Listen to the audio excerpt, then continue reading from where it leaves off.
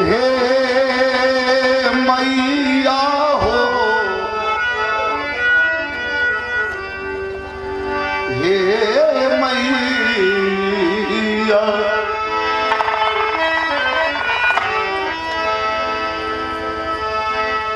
शारदा भवानी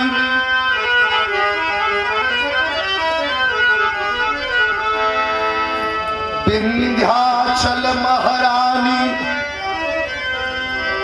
राखा सभा बीच पानी।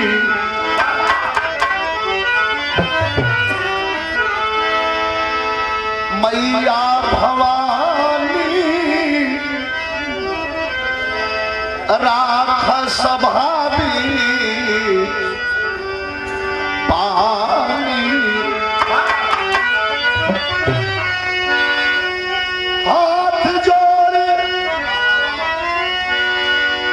परतबान पैया,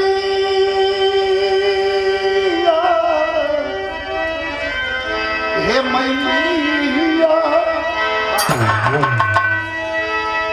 अरे दुखिया में दीन है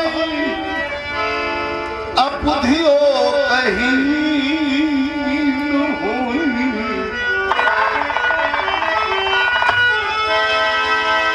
ए माई हम तो दुखियन में दीन है अबुधियो कहीं है।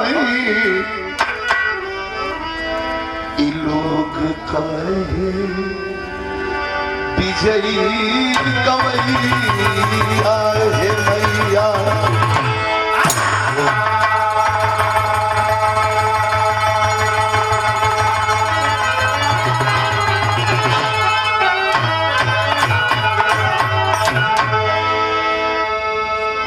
जय गुरु बंदे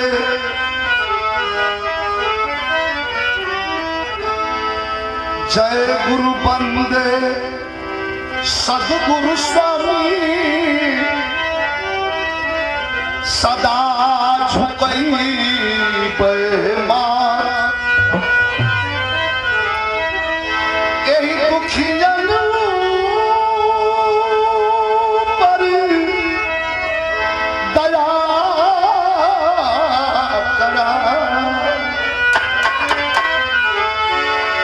जय जय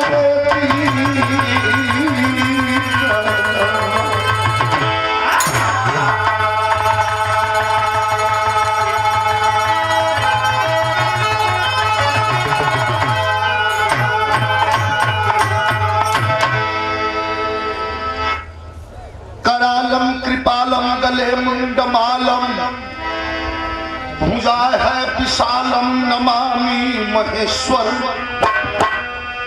करुणा उदाहरम गले गंधधारम महिमाय पारम नमामि सुरेश्वर। कबहु मेरे टोलन तू आ जाए भोलन, मगन कर दे छोलन नमामि हरेश्वर। अरे कथम गणेशम गुरु रामलाल से सम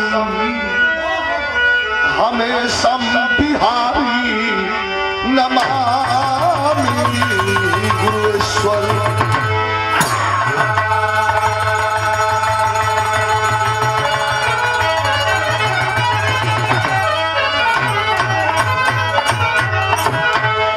तो आइए चलते हैं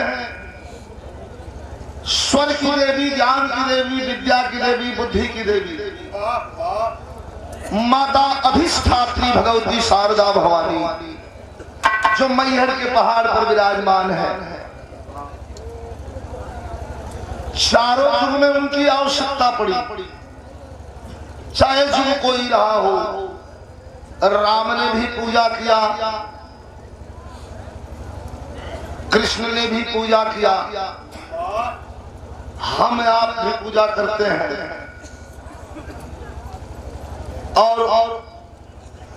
सतयुग में भी पूजा हुई इनकी, लेकिन वो मैया ज्ञान का देवी शक्ति एक ही है, चाहे जिस नाम से हम माँ को स्मरण कर। हजारों नाम है, एक शक्ति है जिसमें से एक नाम मैहर के पहाड़ पर विराजमान जीवंत पीठ, शक्ति पीठ। आज भी वीर आल्हा का चढ़ाया हुआ फूल मैया के चरणों में पाया जाता है। तो ज्ञान की देवी, विद्या की देवी, बुद्धि की देवी, स्वर की देवी, लय की देवी, तान की देवी, उस मैया की 2 लाइन की आराधना हो।